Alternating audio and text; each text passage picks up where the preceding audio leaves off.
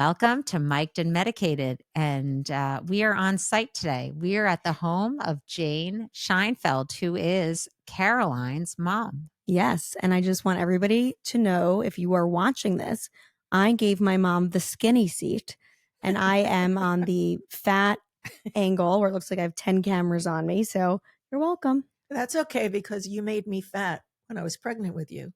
So I deserve this. Why? Tell everybody how much you gained. 80 pounds with each pregnancy. Wow. And didn't Dr. Walden used to say like pizza, chicken, and then baby? Yeah. None of it was bloat, by the way. It was food.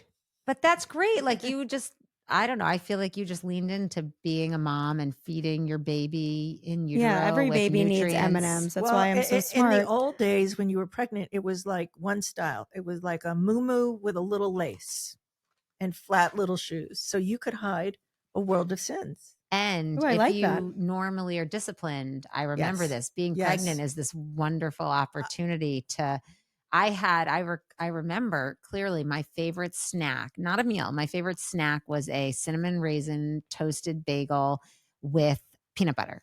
I feel like you love cinnamon. Do you like pumpernickel? She loves pumpernickel. Yeah. So how much did you gain with your kids? With George, I think with all of them, I gained between like 40 and 50 pounds, all three of them. Is that your phone, Mom? And I had big babies. Yeah, but like not 80-pound babies. Is that okay that the phone just beeped? Are we going to turn that off? No, I'm going to do not disturb it. We're good. Keep going. So we're so excited to have Jane with us. And again, it's Jane Scheinfeld, not Jane Birkin. Ooh. Although Jane knows a lot about Birkin. She's a collector, so we will get to that later.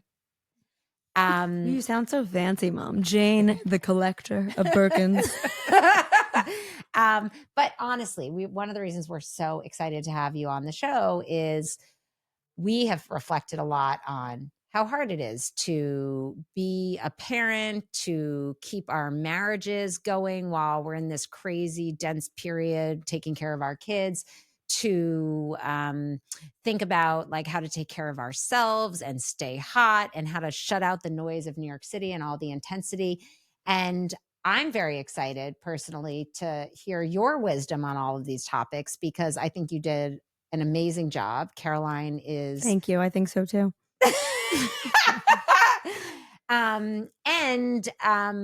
You know, I'm in admiration of you because every time I'm with you, it's very clear that you are who you are. You beat to your own drum. You're very confident and comfortable in your own skin, and you're hot. You're a gilf. I don't know if you know what that is. Grandma, I'd like to. I'm not. My mom said not. I can't say fuck, but I don't. I'm 37, so Grandma, I'd like to fuck. Oh my God. Are you a gilf? I think you're a gilf because your boobs are younger than mine. Actually, isn't that what happened when you first met? That is how I met you. Can I tell that story? Sure. So it's not a surprise. I had heard about Caroline's mom and I came over Caroline's mom has got it going on. So I came to Caroline's home, and Jane, if those of you out there who know her, those who don't, you are so warm, and you came to the foyer to greet me and say hello. And Caroline reminded both of us that we share a mutual friend, Dr. Adam Kolker. And the best. And Jane said, oh my God, he did my boobs twice. And without missing a beat, before I had a time, you know, like a moment to say how I know Adam, I was staring at your boobs, which are beautiful, by the way. Spread the word. Yeah. Dad's very lucky, even though I don't think he could see anymore, but he's lucky. I need to put Braille on my bosoms. Did you just say bosoms? What are you, 90? So like this, like, honestly, I am so envious of the humor and the fun that you guys have. And it's, I don't know, I guess I want to ask you, Jane, like growing up, raising a family, like when you were in that difficult period, were you also able to keep this sense of humor? No. Sorry. I was trying to stay alive. I get that. By the way, isn't that in our bio? And it was a lot easier raising kids then because we didn't have as many choices. We didn't have phones and beepers and, you know, needing to have immediate answers to anything that came our way. Yes. So there was, you know, more solitude, less choices of after school activities. And as well. honestly, when you said you didn't have to have all the answers immediately, I also feel that there wasn't the pressure to parent as a verb. Like the world now puts a high premium on your job, making sure your kids get into the right schools, are A students, do this and that, or playing piano. Was that the same The when you raised kids? school situation that's going on now is exactly how it was. Oh, Really? But wow. how come Like, I was so good at Oprah watching? The Monday, no, the Monday after Labor Day, you got on the phone, whether it was for nursery school or ongoing, and you just, that was the biggest anxiety. I then think was what to get Eva's your saying kids is like into a good school. now everybody, like school's not enough. Like you would pay a tuition. You're like, okay, school is going to teach you everything you need to know. And like maybe you want to dance or you want to do something like that. Mhm. Now it's like Russian math. You have to learn French and take science somewhere else. Like it's like, what are 60 grand's not enough? Like you have to, so everybody's just, kids are not kids anymore. So I guess, did it feel like that when I was growing up or? No, I mean, it was after school. If you didn't have a particular activity or a tutor, you were home. You were doing homework. You were relaxing. I have a theory about this. Actually, it's not my theory, but Jenny Wallace wrote a book called Never Enough, and she talks about like your generation raised kids in a time of abundance. So like the kids could make mistakes, but you weren't worried if they went off the golden, path in 7th grade, they weren't going to get a job in investment banking after college. Whereas now we live in a world of scarcity where everyone truly believes like they have to make sure their kids are not only on that golden path, but racing ahead of everyone else because there's not enough in the world. Like It's enough. like how China was. China was our example then Yes. of kids being raised sort of robotically to study, get to the right school, get to the next level, because that was their path in life. If they deterred off that route, they couldn't be a success. It was very straightforward. But I have to say, like growing up, I did have friends who were overscheduled and Yes. so I don't think it was, no one was overscheduled. Right. I just think you valued relaxing and you thought school was hard and you were sort of like the kind of mom who would come home and I'd come home and you'd be like, take a break. This is Oprah's favorite things episode, like, or a B+ is great. And I'd be like, but I wanted an A-. So I think it was also your attitude was like, school's not like everything. It's important, but it's not, there's a whole picture. I'm a lot like that. I actually always tell my kids, like, don't worry, like it's not about the grades. And it's funny, they don't believe me. I think even if you say that, they look at what you do, not what you say. But I'm a lot like that. I feel. Yeah, HBS Dartmouth. Not about the grades. No, I know what you mean. It's about the effort, I think. Yeah, I think it's about the process. It's about the effort. And I always say to my kids, if you work really hard and get a C, I'm going to be super proud of you. But if you don't work at all and get a B+, I'm going to be like, you could have gotten an A. I think our big concern was keeping our kids safe and healthy. That was it. Helicopter generation. So I don't think I let you cross the street by yourself until you were a junior in high school. No, I was 12 actually. And you gave me, I had a cell phone, which was embarrassing then to have a cell phone. Like that wasn't cool.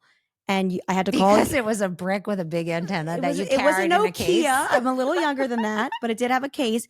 And I had to call her like every 3 steps. I could only cross one street. Right. But that's not everyone. That was unique to you, Jane. Yeah, everybody knew if Caroline could do it, then anybody could do it. A few of my friends, for instance, at Spence, where Caroline went to school, I gravitated towards the mothers who thought like I did. That makes sense. So I didn't feel like I was the only one. How about the taxi medallion number? You remember that? Caroline used to have to get in a taxi, call me up so the driver would hear and say, okay, I'm in BD 134, blah, blah. But I was embarrassed because I'd be like, it's like the second letter in Dad's name. And it, like Wait, I didn't want. How old were you when this was like happening? 15 probably. No. Yes, no. like 14. There was by the way, there was no Uber. There was no credit card in a cab. Like you went with cash. Like if you were in a cab, there was no tracking. There was no tracking you. There was no tracking. I asked not because I'm making fun of you, but because my daughter's 12 and I would never let her take a taxi alone. Okay, so there you go. Meaning, like, I don't think that's so weird, but I also feel when you're saying what you did and keeping your kids safe, I feel like you're just like that, Caroline. Right, you're much more relaxed. I'm insane. I don't trust anybody with my kids. Well, you had a friend who was like 7 doing the crosstown buses by herself. Yeah, I we did. still have those kids. So there's the whole gamut. Yes. That's true. So as a parent, you need to do what feels right for you and not have any peer pressure affect you. And were you so how do you do that? Because I think that's something that you're It really was good at. hard. Well, it wasn't hard because I was an anxious kid who listened. So I don't think it. No, it wasn't hard with Caroline, but for instance, she had a play date when she was in nursery school, and all the mothers would spread the word.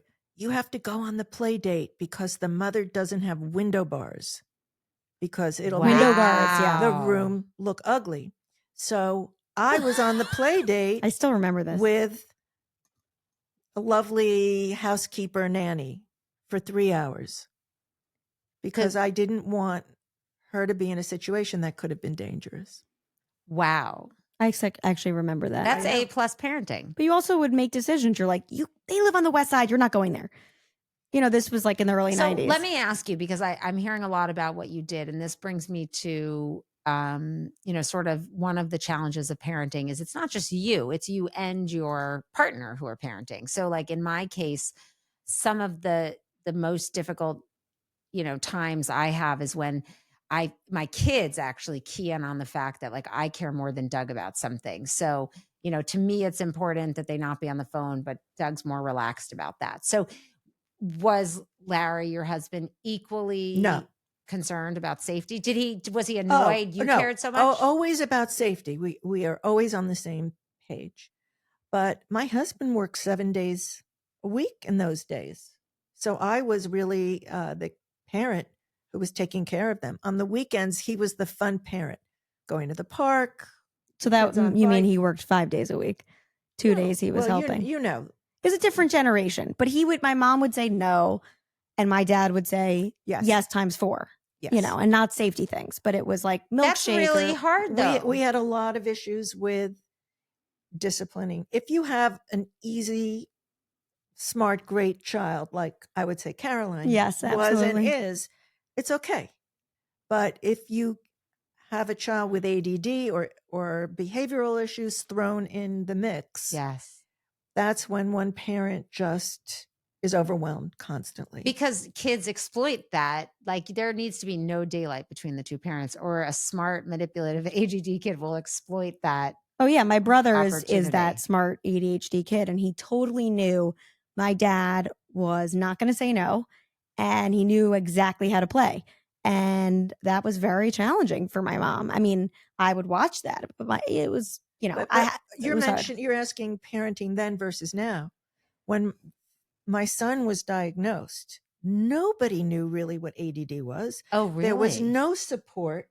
And I remember crying, hysterical, thinking that's the end. Right. And now he's not going to have a good future because of this. And now every kid half the class has ADD, or if they don't, they're still on stimulants.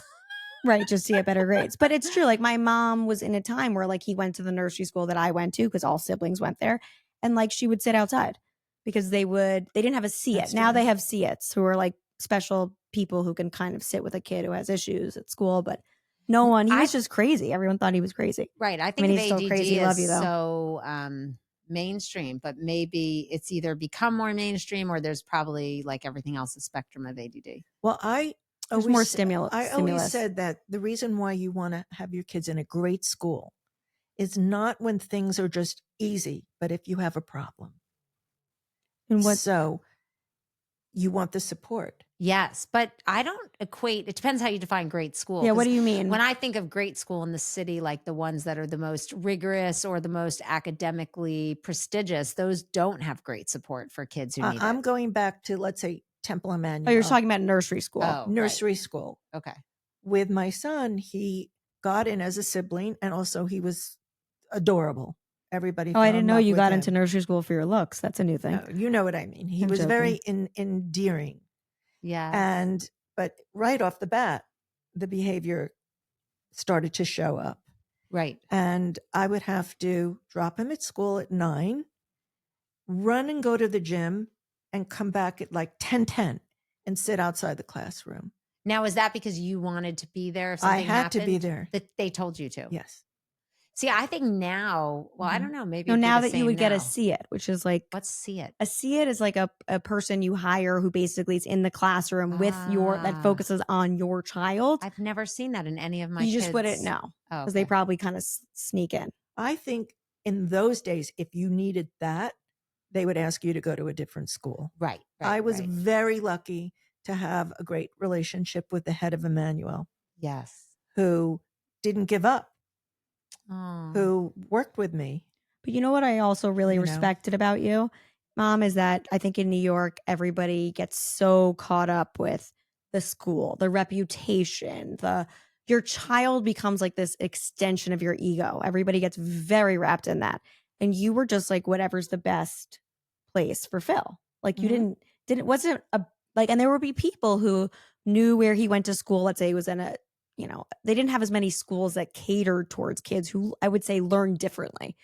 And so if he was at a certain school, they would say, oh, wait, what school again? You know, like Right. be like, just try to be like a dick. Right. And my mom just like was graceful about it and was like, F you. Well, that friendship was over because of that. Right. Like, who would want to be friends with somebody like that?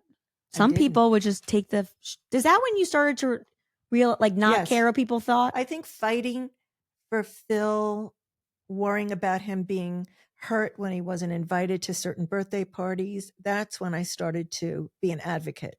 Right. I mean, I think he's very lucky to have a parent like you, because I think some parents treat that, like, I learned this kind of the hard way, because I feel like with my oldest, he was rambunctious, and instead of like being curious about it, I was just How do I fix it? mean. Like, no, not even that, but he would come to me and be like, I just can't sit down and study. And I'd be like, because you're lazy. Like, all you got to do is sit down. That's called discipline. And then we learned he had ADD, and I was like, oh, I'm such an asshole.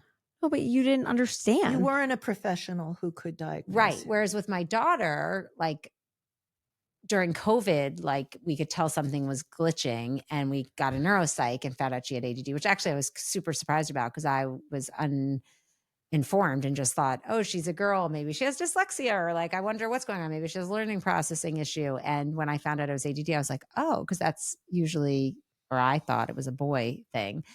But it gave It's like not. knowledge is power, and it gave me so much empathy. And then all of a sudden, like all of her behaviors just made so much sense, and I could approach everything with compassion and curiosity. And then we got her medicated, which is the made best thing everything ever. easy. I hate that medicine's really awesome. I want to. Yeah, I mean, I'm medicated not for ADD, but I probably should be for ADD Yeah, too. maybe. But let me pivot. And I think a good topic is beating yourself up as a parent when you miss something, or you lose your temper, or you think, I can't do this another minute.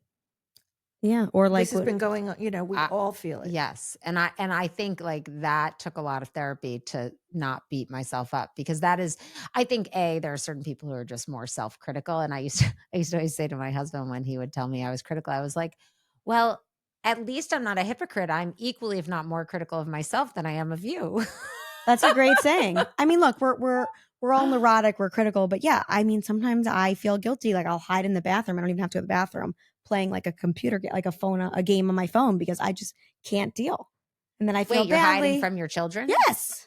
So you and Jeremy are more similar than you led us to believe when you talked about his bathroom escapades. Fine, maybe. But you know, I feel see badly. Caroline and Jeremy in different bathrooms in the apartment, and they're sending each other memes while Yes. like Bella's running around the house. The No, apartment actually, with the usually kids. it's when no one's home and our kids are just like banging on one bathroom to the other. But I think it's human nature. Like we need a break, and these kids they're so demanding with this generation. I mean, I don't know. Was I this demanding? No, it wasn't allowed. Really? When we were raising our families, there weren't as many choices of activities of, can I have the phone? Can I have the iPad? phone is terrible. Can I have this? Can I have that? You had a little more control over what was done. Right. Because I mean, I just remember growing up in front of the TV. Me too. It was And I the always say to best. people, the Yes. TV's not so bad. I probably watch 4 to 6 hours a day, and I turned out my just God. fine. So did we all. Actually, I think that was sort of the best thing for my childhood too. Was like I grew up with Danny Tanner being like a dad, and Yeah. all those. I mean, seriously, Seinfeld, everything. That's like where I learned. I do worry about kids today. And as a parent, there's also it's hard for us to navigate because it's not like you're getting a mail. Like all if the Spence isn't sending you a whole folder of all the forms you have to fill out, and they're seeing you open it, go through the paper, like everything is on your phone.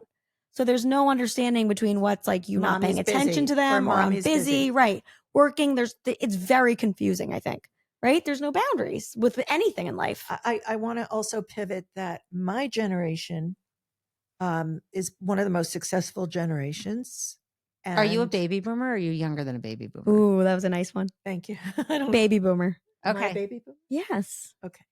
Born in And- 1957. Thank you. Thank you, Karen. Speaking of phones, this is the third phone we've had ring during our episode. On Do Not And Disturb. TV was our only entertainment. But the difference between TV and these iPads and phones is you could do other things simultaneously while you were watching TV. I would do a puzzle. I would color.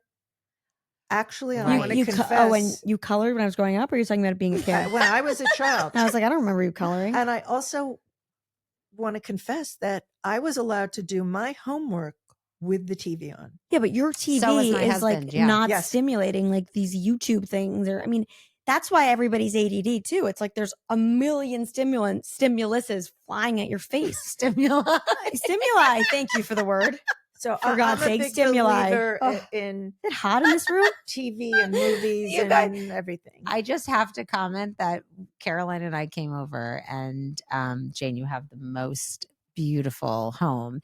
But Caroline said that she was wearing, I was like, you look amazing and comfortable, and I want that outfit. And she's like, oh, I'm channeling Jane. And we got here, and Jane is basically wearing the exact same thing, but a different pattern. So it's just funny sitting with you both because I don't think I ever realized all the similarities till now. Are I we mean- similar actually? I don't know. We're different and similar. I think I'm a little bit more like my dad, not in a bad way. I mean, not to offend you, but I think my father and I are actually more naturally irreverent and genetically don't care as much what people think. I think you actually care more, but you have trained yourself not to. Is that true? Yes. Yes. Ooh. So I went to sleepaway camp at the age of 5. Oh my God, that's so early. I went in those days, it was 2 months, not 6 3/4 Yes, weeks it's for the same crazy. amount of money. And my parents went to Europe every summer and never came up on visiting day. Oh, I did have 2 older cousins at the camp, but I was clueless. I had no idea could you read what and to write? do. Because Doug's Yes. dad tells a story about Yes. going away to sleepaway camp at a similar age. And he remembers he had to dictate to his counselor because he didn't know how to write. And then she would read him the letters he got back because he didn't know how to read. That's how young he was when he went to camp. I could. That's insane. Our kids are such wusses now. Well, my mother was getting remarried to the man who eventually adopted me and raised me, even though I had a living biological father. So one of my letters Now we're getting complicated. one of those letters that summer was, "Dear Mommy, did you marry Daddy yet?" Are you I serious? remember to this moment the counselors discussing that. And what was the answer? Yes, they had gotten married in That's July. Wait, but they got married, but you didn't get to be the flower girl and be there and participate? No, I was in camp. Now, you think that was a generational thing, or is that Yes. just your parents? I think all parents in I the think 60s it was were like, did not generational, care. but I was the only one who went to camp that early. Okay, because I do But think you grew up in New York City. Yes. So you've been a lifelong New Yorker. My great grandmother was in New York City, and we're not daughters of the American Revolution. So as Jews, that's pretty rare. Wow. yes, I'm like 4th generation New York City. Dad is not, but I am No, you're more. 5th. Great But also- grandma, mom, me, you're 5th. I'm basically Queen Elizabeth's child. I'm the Vanderbilt. Question though, so you actually, speaking about you were born and raised in New York City, you recently, actually before the trend of Florida, moved to Florida. And I know you went kicking and screaming, but what do you think about being there now, given how New York City is such a shithole right now? Caroline's asking because she and I have Yeah. been chatting about Yeah. maybe moving to Miami. Because of Mom Donnie, right?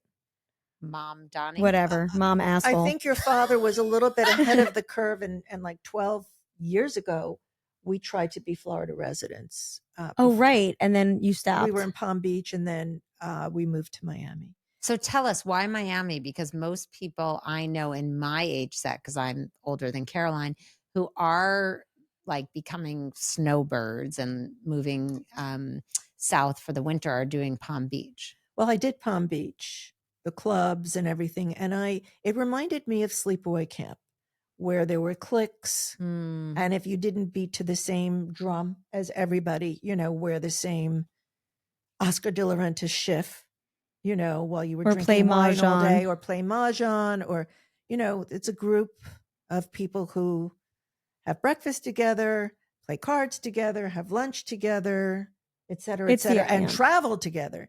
And I think growing up in Manhattan, I was private. I was brought up privately. Yes. So, which is ironic because I feel like, did you know growing up, Caroline, like, did you think Caroline's going to do something public when she grows up? No. Really? Not until she took comedy classes. You mean when she watched Mrs. Maisel? Really? I did improv. Oh my God. So I thought fashion. Yeah, I used to like fashion. Have we talked about this? So many people have told me, they're always like, you know who you remind me of? And I'm like, let me guess. Ms. Maisel. And You that's are what they Ms. Maisel. say. Yeah, because you're also like, look, you don't look like the stuff that's going to come out of your mouth in a good way. I'll take that as a But compliment. did you think? I mean, I don't know. I guess both of you are sort of fashion. You ever thought fashion? No, yeah, too boring. I love fashion, but like you started and you knew immediately. One thing about my kids is they know immediately if something's not going to work for them. That's such a skill. That is like, it is a skill. I do not have that. That's amazing. I think you and my dad are both very intuitive people, even though dad's doesn't have the highest EQ, emotional intelligence.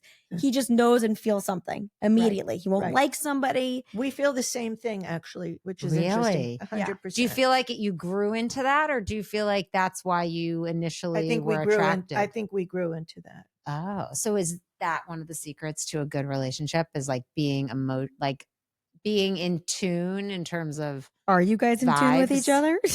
I think that relationships are not one straight like highway. I think there's peaks and valleys depending on what life throws at you. There are times when you're best friends and times when you don't want to be in the same room. And I think that's normal. Right. I agree. And I agree too. And I think I always saw that. I think you really set your kid up for failure when you act like everything's perfect. And I think you and dad and just our family was it was just you and dad were very good at showing what was not that you were right. It wasn't perfect, but you didn't hide stuff from us. No. Like if you wanted to scream at dad and he would run in the den and hide, it was like everybody was seeing that. It was normal. Right. And then I could see you apologize and do things together. Like, I think it's really, you set your kid up for failure when you don't show that you fight. I think that I think actually your dad was brought up in a family where they didn't talk a lot. Yeah. And everything had to be perfect. And so initially when we would have an argument, he would say, don't yell. And if I yelled, he would say, don't be a lunatic. So his ear for I'm sorry. Doesn't every husband say that? But I was about to say, I'm really relating to this conversation. He didn't have the right ear for disagreement. I think that's a male thing, Mom. Or complaining. Well, it might be a male thing, but I think what not you're every saying, male. I totally get, which is, how you're raised has like a great influence on you. So if you come from a home where people don't argue and it's not normal for people who love each other to yell and scream and then stay together, it scares your kids into expressing themselves when they're not just happy. Nobody's happy all the time. You're right. I think that was hard for my husband and I to learn. And I think you and your husband, Eva, are similar. My husband comes from a family where you sort of don't talk about your feelings as much, like publicly, not in a bad way. I think a lot of families are like that. He was sort of a true kid who didn't know if what was happening behind closed doors necessarily. And I think it's hard when I'm so out there for him sometimes. I think he likes it. He's attracted to the fact that he always knows where he stands. Yeah, no, he married you. If I'm not happy with you, he will know. And so will everybody on this podcast. So will all my listeners, Mom, is that, I know, do I make you uncomfortable? Am I too much? No, not at all. But just going back to the Palm Beach. I'm proud of you. Yeah. Oh, I love that. So I felt that it just wasn't the right atmosphere for me. So my husband and I like to go out alone. We have very deep friendships from way back and new friends, but we don't run in a clique. Okay, so Doug and I found that was really tough. I'm the same. We're all the same. I was about to say, Doug and I are the same way. And it's funny because I often appreciate that we have very strong, long lasting relationships with people from all different groups. But then there are moments where I feel a little like there's something nice about being part of a bigger group because I don't know. Sometimes there are those moments where you're like, oh, all these families vacation together or all these families celebrate New Year's together. There are moments where like we have so many friends from all different backgrounds and groups that sometimes we don't have like that one community that's our community. But that's because you don't live in Scarsdale. That's normal. That's normal, I think, when you're a city person.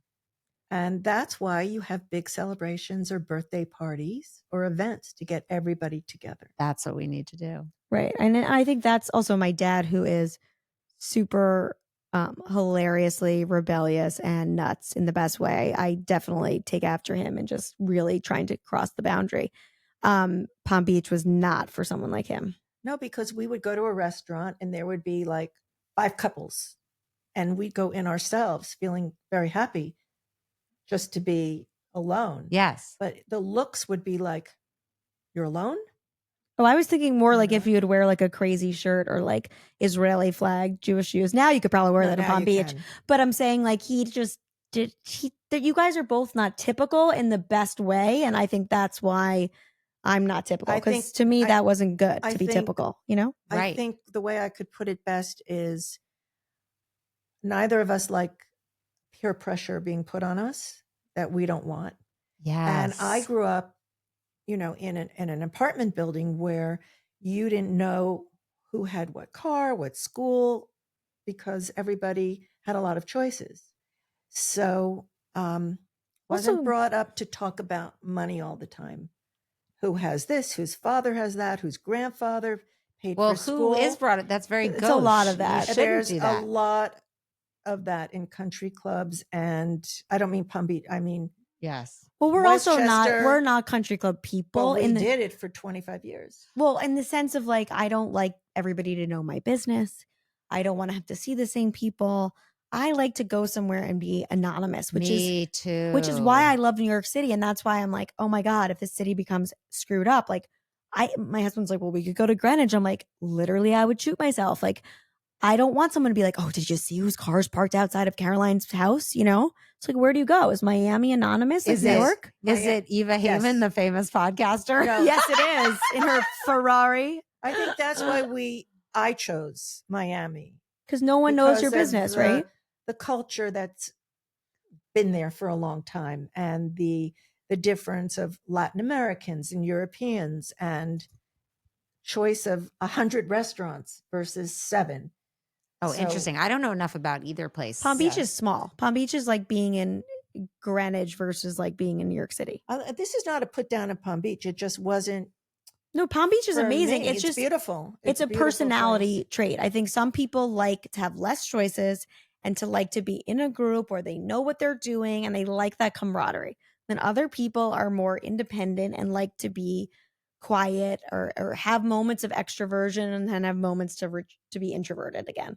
And I think Miami's fun. So should we go to Miami? And fun. If you leave the city, that's where you'll go. Anybody on this podcast know how to help Eve and I get her kids into school in Miami? Anybody listening? I have a lot of friends. No, but wait, talking about friends, Did you feel like you had a community of moms when you were raising your kids? Because we talk a lot about how it takes a village. A few. And are they still your close friends today? A couple of them, yes. Yes. Because a lot of my friends had children the same time I did, even though their kids were well, in that's how different you schools. become friends, right? No, I knew them from before. Oh. But I also think you were very lucky you had my dad's parents, and your mom also took me a lot. It was very helpful. You had a very involved, like, grandparents. Yeah. Who helped a lot. Right. Who never snowbirded. So they lived around, so they like were. what I have. Right. Yeah. But even they were so young. My grandparents were, I don't know, how old was Granny when I was born? She was like 52 or something when I was born. Right. So they were. I was 50. When? When you were born. You were not? Oh, no. You were 30. You mean when Teddy was born? Yeah. Sorry, I meant Teddy. when Teddy. How old? Granny was younger then, 49. She was very young. Whatever. Yes. The point is they were young. They had more energy. Anyway, but now I guess also we talked about raising kids in New York, and I think it was always like I never thought I was going to leave. New York is the place. It's my favorite city. Like, you've seen New York in the 70s have obviously its moments of Studio 54, but like really dangerous and sketchy. And then or even in the early 90s, late 80s. Like, what are your thoughts on New York now? Do you think it's going to, what do you think? I don't know. It's scary. I think it's not just now with Mom Donnie possibly winning, but it started a couple of years ago with defunding the police. Yes. And education-wise, it's scary. Just feeling unsafe, dressing nicely and walking outside. Is that right? So when I grew up in the city, actually the West Side was quite dangerous. And I went to Bentley Lower School, and the upper school was on the West Side, and I wasn't allowed to go there. Oh, wow. Because it was. So where'd you go for high school? Well, I went to Dwight when it was like a prep school. Oh, right. I knew that. It was a prep school, which was perfect for me. And I kept all my friendships with my Bentley friends. And those people are the people who are in the city still. Many of them. I know, that's the thing. I just love, but you know what? The city's just different in a way. It's the money's become a little bit different. As you said, like we talked about this with David Roberts. It's just, you used to lie about having a chauffeur.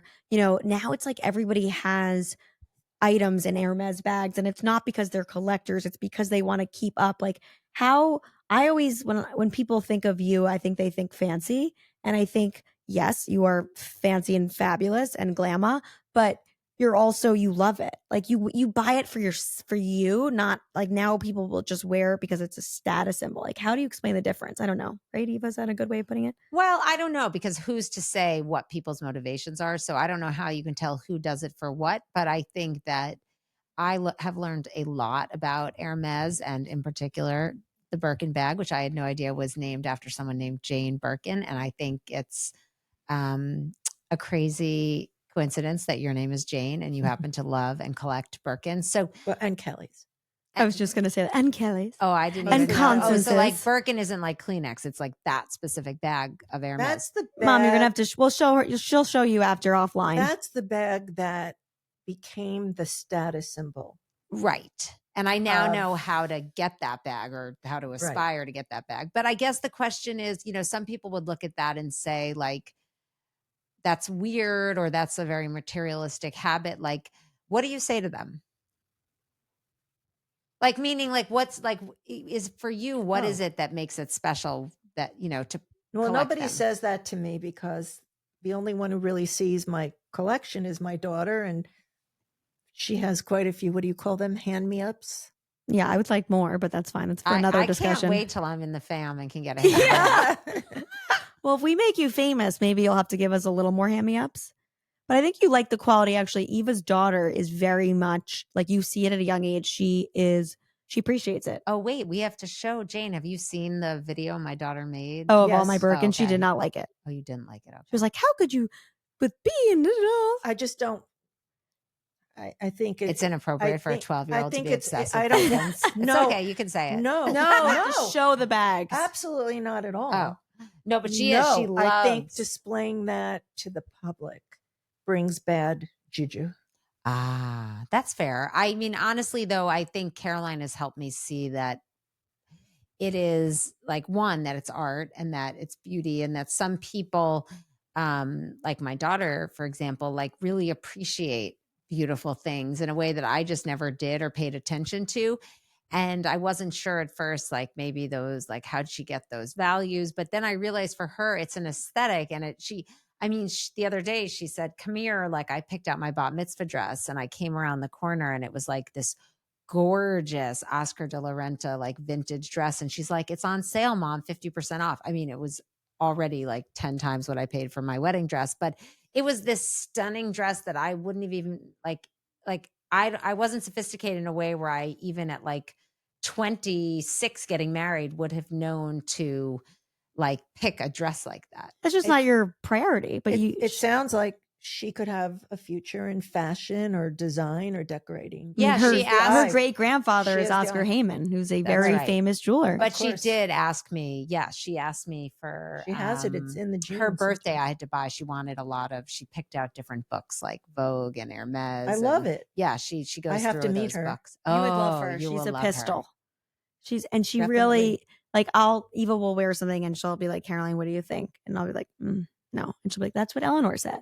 Like the way I feel like I want to make sure that I'm well read and I can use big words around Eva. I feel like she wants to put her fashion foot forward. I put my intellectual foot forward.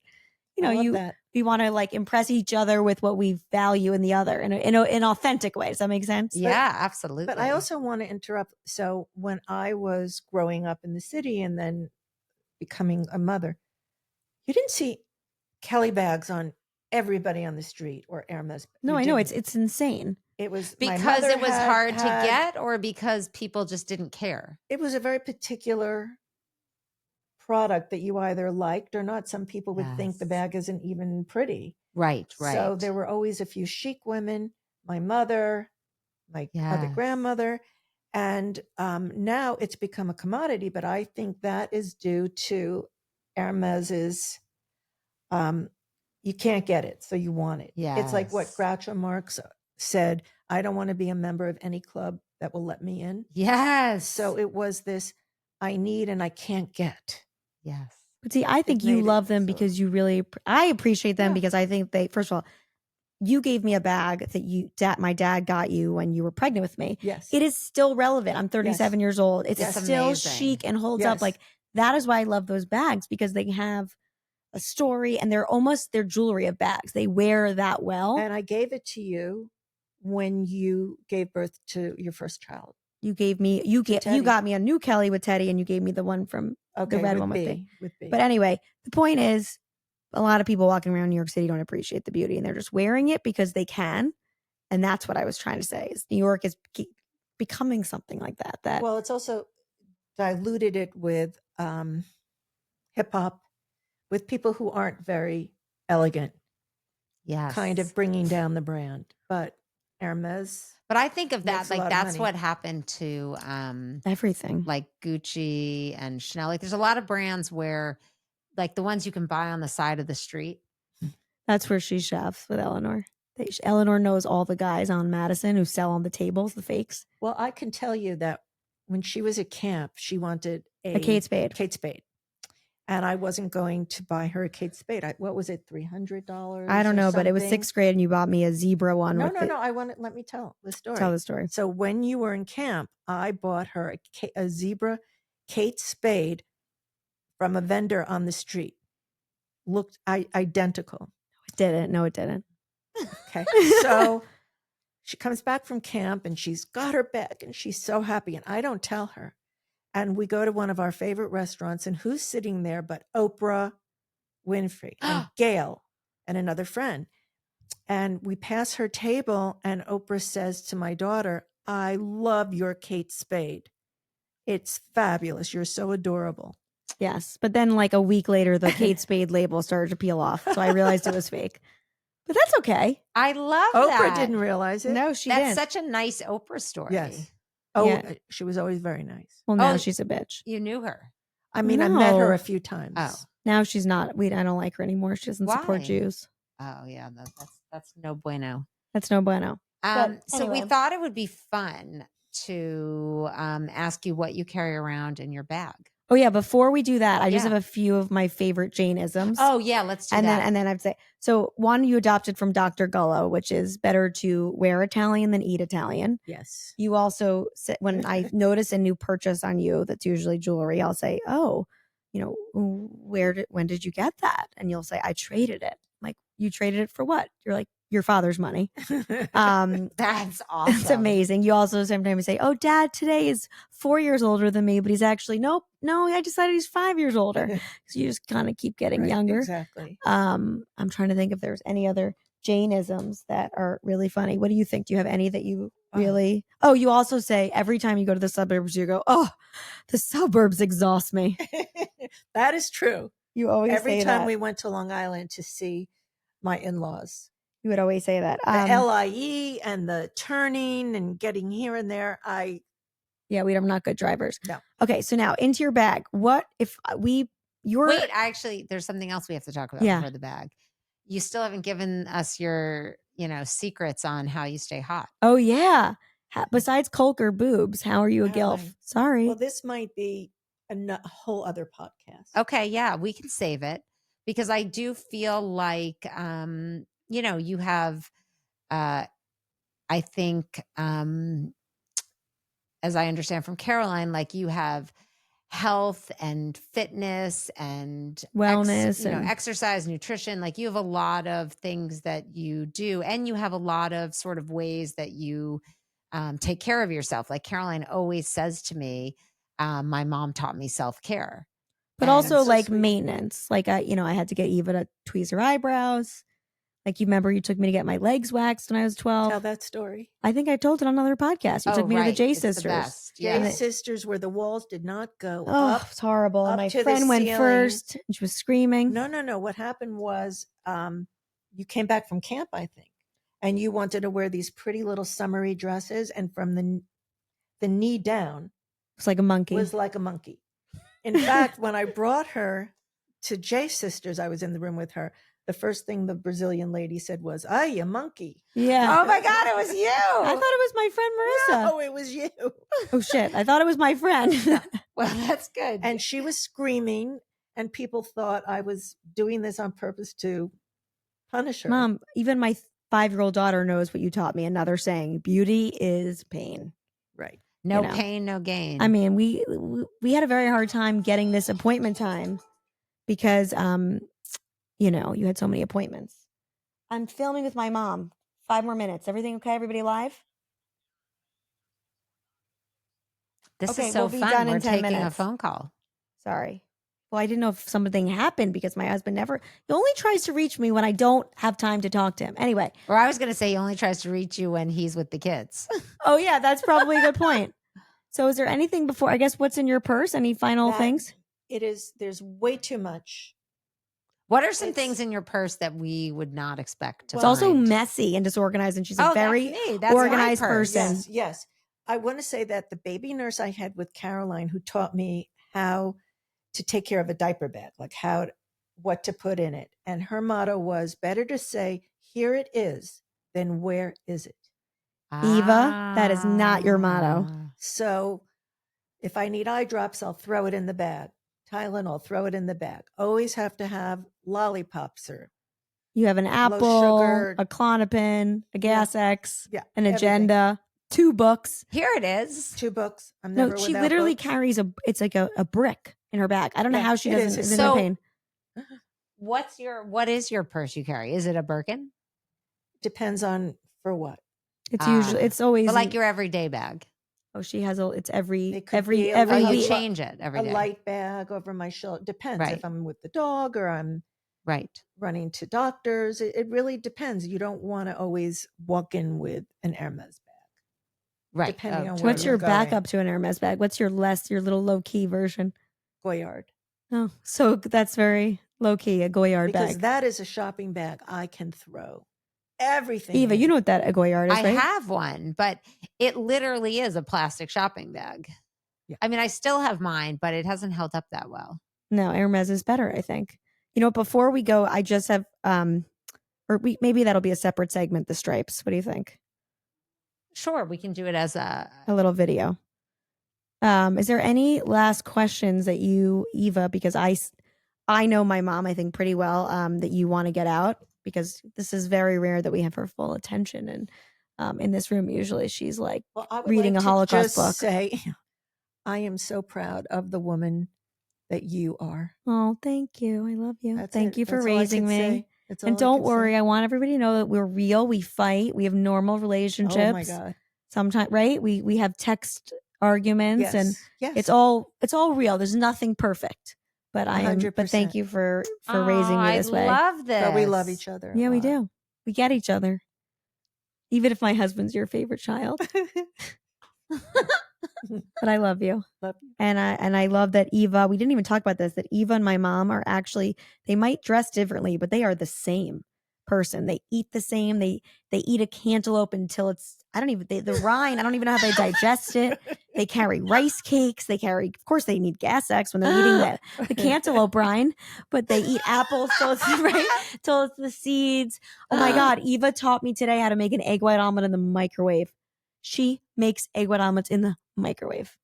That's You have to great. teach me. Yeah. Yeah, It's like very it's insane. easy. Healthy muffin eating, bran crisps. You guys are like to be very control of your food, and you eat the same shit. That's it's very another- weird. I think that could be another podcast of how you were brought up with body images Mm-hmm. and how that defines who you've become as an adult. Oh It's yeah, I funny. think a lot of women would like to hear that. we have a lot we of can stories. definitely talk about that. I think my control of food has nothing to do with body image, but I mean, who knows? Nobody. No, ever I really think knows why for they my do what mom they it does. I think for you it's more of like if your life feels out of control, you can control what goes in your mouth. Right. And I like being healthy. I don't know. It gives me satisfaction to have discipline. Maybe it makes you feel good, like getting good grades. Right? Where I'm getting the wrap up sign, not from Eva, but from my mother. It's also very hot in this room thanks to my dad who never lets the AC be on. It's like 78 degrees. I feel like I'm in the jungle. Not the hairy leg jungle. No, but in the interesting Thank you, art jungle. ladies, for inviting me. Oh my God, Thank of course. you, Jane. Thanks You're for the birthing me. OG irreverent woman who tells it like it is. Yep, and we love you, and thanks for being our role model. Thanks, Ava. Thanks, Eva. Right? Ava. It's good. See? Mic drop. Mic drop.